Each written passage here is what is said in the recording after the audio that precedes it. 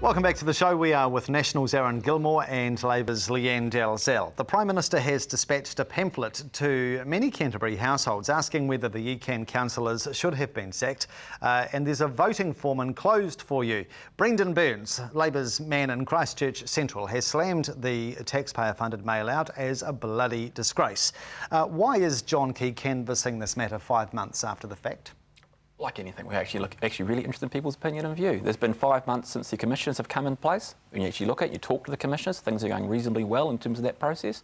There was a massive outcry for the first couple of months. There was going to be a secret agenda by government-appointed officials to manage ECAN. The reality is, every meeting is held public. So why is John Key interested in how I feel about it now? We are now interested in seeing 5 months into the process, are people feeling a little bit more comfortable that there isn't some government jack-up, which is what the word is used by the Labor Party, to control ECAN. That is not the case. The things are actually working reasonably well. People are actually feeling a bit more comfortable about the process. People are actually looking at there's a water plan that's going to be put in place. Not going to take 9 years to get a water management plan in place. People are looking at it. You've got people on the outskirts of the city feeling more comfortable about the process. You go talk to people on the outskirts of the city, and they used to call ECAN ECAN't. Now, the reality is that attitude's changing. So why aren't you surveying the people outside of Christchurch? Well, they are. Kaiapoi, Rangiora are getting these as well. Yeah, but why not the rest of the ECAN jurisdiction? Well, 120 look, I don't want to guarantee what the thing is at the end of the kit. You go to 120,000, it's got 120,000 households. It's the vast majority of households, and as part of that, it's a cost equation.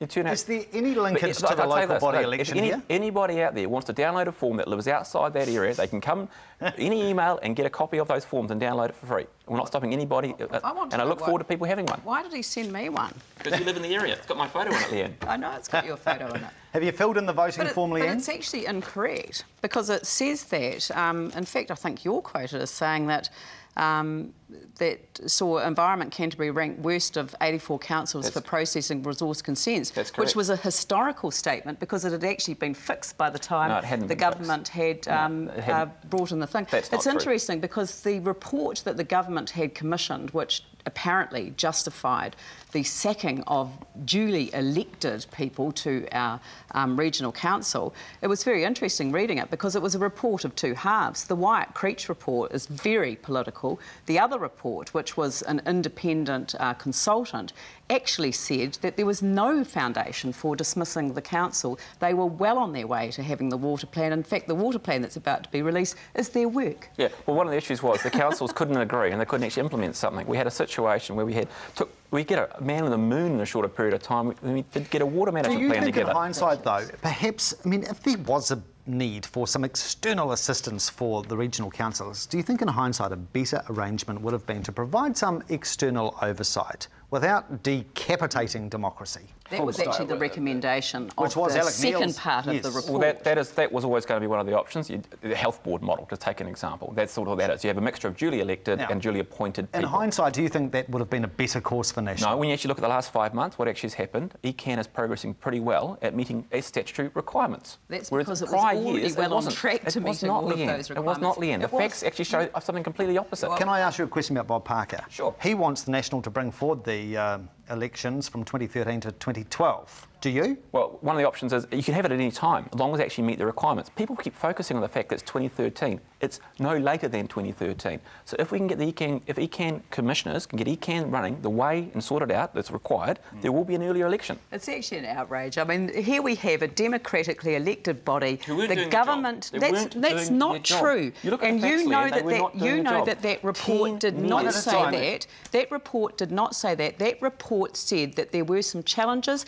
that they had set about addressing. They were well on track for addressing those problems. And when that water plan comes out, it is the previous ECAN councillors' water plan. That's what they've been working on for a very long time. All right. Is there any assistance here for Bob Parker in this? Is there some... No, I think should we be joining dots? This will backfire because I think this was deliberately targeted to the local body elections to sort of... and also to kind of modify the fact that there's a lot of concern in the public about this very issue. And, of course, there are a lot of people who used to be on ECAN who are now standing for the City Council.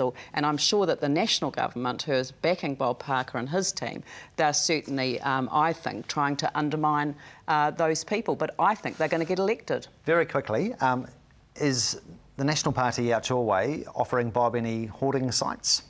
Is the National Party offering hoarding sites? Not that I'm aware of, Oh, but really? I've been contacted by many councillors and mayoral candidates asking me, can I help them?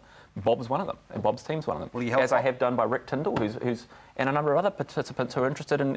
You wouldn't help Rick Tyndall, would you? Well, I'd help anyone who asks me who has views that align with mine. And Which is who? Rick Tyndall? Look, I have some views that I align with Rick on, yes. Bob Parker? I have views that I align with Bob on, So yes. Bob's going to get some hoarding sites off you? Well, as I say, lots of people have asked me for hoarding sites. The only people I haven't are the Labor people, which, ironically, there's no surprises there. No, there's not really. The soap opera continues for ACT with Heather Roy's defiant return to Parliament early this week, and yesterday it was happy families time for the cameras between Rodney and Heather. How's the body language in the House, by the way, between these two? I always watch body language in the House. Yes. Much more interesting between John Key and his deputy Bill English. But on this occasion, I think that Heather's come out of this with great dignity. She's actually been a very good minister. I don't agree with her politically. I mean, she's far to the right of where I sit. I'm way to the left of where she sits. But I think that she has handled this situation admirably, and her appearance in the House this week, I think, was excellent, and I think it has really strengthened her position. Rodney's come out of this looking very, very bad. Look, I think Lianne's got a point. The fact that Heather was told to go home for 2 weeks and think about her future, and she's a very strong-willed woman. I like strong-willed women. She decided, no, the best thing for her to do is come back to Wellington and show people what she's made of. And she's made of sterner stuff than I think Rodney realised. I think that's a good positive thing. It shows that she's willing to stand up for the people who elected her. Do you think Rodney Hyde will be the leader of ACT if ACT are still around in, say, 3-6 years? In 3 to 6 years? 3 or 6 years. What do you think Heather's got her eye on the long-term prize? Well, I think there's a whole lot of water to go under the bridge under that. There is. Yeah. It's just a Nostradamus moment, yes. Exactly. All right. In a moment, we are going to look at an issue that was the subject of our poll question last week. Does the northeast of Christchurch need a new local high school? We'll battle that one out in just a moment.